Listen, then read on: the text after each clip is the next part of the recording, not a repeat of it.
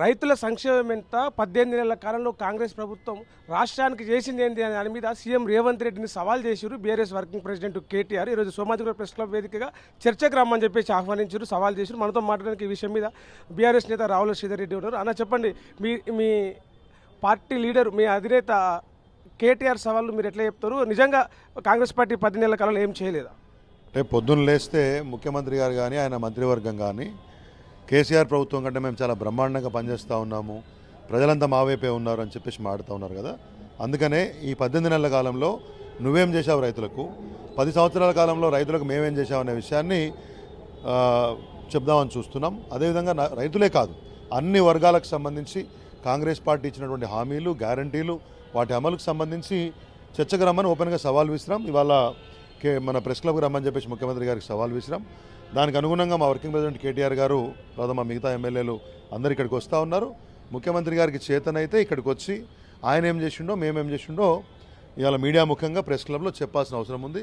చెప్పకపోతే పలాయనం చిత్తగించినట్టు ప్రజలు అనుకుంటారు. అంటే ఏదైనా చర్చ చేయాలంటే, మాట్లాడాలంటే అసెంబ్లీకి రావాలి, కానీ ఇట్లా ప్రెస్ క్లబ్లు, రాజకీయ పార్టీల వేదికగా ప్రెస్ క్లబ్లు పెట్టండి, ప్రభుత్వాన్ని ప్రశ్నించాలనుకున్నప్పుడు అసెంబ్లీలో ప్రశ్నించవచ్చు కదా అని చెప్పేసి కాంగ్రెస్ నాయకులు అంటున్నారు. ప్రభుత్వాన్ని ఎక్కడైనా ప్రశ్నించవచ్చు, ఆ ఇంగితగానే ఉండాలి కదా. అసెంబ్లీలో చర్చ చేసినప్పుడు అసెంబ్లీలో చేద్దాం. ప్రెస్ క్లబ్ అనేది వేదిక కాదా? ప్రెస్ క్లబ్లో ప్రజలకు తెలియదా? మీడియా రాదా? సాధారణ జనాలకు అర్థం కాదా? ఏ వేదికమైనా చర్చించగలిగే సత్తా ఉంటేనేమో ఇక్కడికి రండి, లేదు అసెంబ్లీకి అయితేనే వస్తా, మా ఇంటి దగ్గరికి అయితేనే వస్తా, పలానా దగ్గరికైనా వస్తా అని చెప్పేసి ఎక్కడికైనా వస్తామని చెప్పాము. అందుకే చెప్పినాం, కొండారెడ్డిపల్లికి రావాలన్నా, కొడంగల్కి రావాలన్నా, నీవు గజ్వేల్కో మరో దగ్గరికి వస్తావా, లేదా అందరికీ ఆమోదయోగ ప్రెస్ క్లబ్కి వద్దామా రా అని చెప్పాము. అసెంబ్లీలో పెట్టినప్పుడు అసెంబ్లీలో మాట్లాడదాం. సీఎం రేవంత్ రెడ్డి కావచ్చు, మంత్రులు కావచ్చు, ప్రతిపక్ష నేత హోదాలో కేసీఆర్ వస్తే చర్చిస్తామంటారు. మీరేమో పార్టీ వర్కింగ్ ప్రెసిడెంట్ కేటీఆర్ వస్తూ ఉన్నాడు, నీకు కాదు మా సవాళ్ళు, మీ ప్రతిపక్ష నేత రావాలని చెప్పేసి వాళ్ళు అంటూ ఉన్నారు. ఇప్పుడు కేటీఆర్ పిలిస్తే రేవంత్ రెడ్డి వస్తాడు. KTR BRS party working president, వారు శాసనసభ్యుడు, మాజీ మంత్రి, వారు మీకు సవాల్ విస్తున్నారు. మీతో అవుతుందా కాదా అనే విషయం చెప్పాలి తప్పితే నేను కేసీఆర్ వస్తేనే మాట్లాడతాను, ఫలానోళ్ళు వస్తే ఎవరు ఎప్పుడు మాడాలి అప్పుడు మాట్లాడతారు. బీఆర్ఎస్ వైపు నుంచి మా వర్కింగ్ ప్రెసిడెంట్ మాట్లాడతాను చెప్తున్నారు.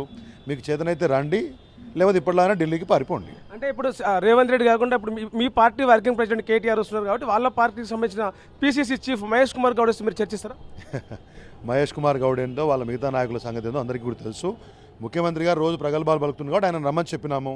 చేతనైతే వచ్చి మాట్లాడు, లేకపోతే అర్థమవుతుంది జనాలకి. రైట్. అంటే కేటీఆర్ చేసిన సవాల్ తర్వాత ఆయన ఢిల్లీకి వెళ్ళిండు సీఎం రేవంత్ రెడ్డి. మరి ఇక్కడ సమాధానం చెప్పే లేక, చర్చకు వచ్చే ఇది లేకనే, సత్తా లేకనే, చర్చించే సత్తా లేకనే ఢిల్లీకి వెళ్ళిండు అని చెప్పేసి బీఆర్ఎస్ నేత రావుల శ్రీధర్ రెడ్డి అంటున్నారు. కెమెరామెన్ సతీష్తో ప్రవీణ్ సుంకరి, తొలి వెలుగు, హైదరాబాద్. అసలైన తొలి వెలుగు. ఫాలో వాట్సాప్ @తొలి వెలుగు అఫీషియల్.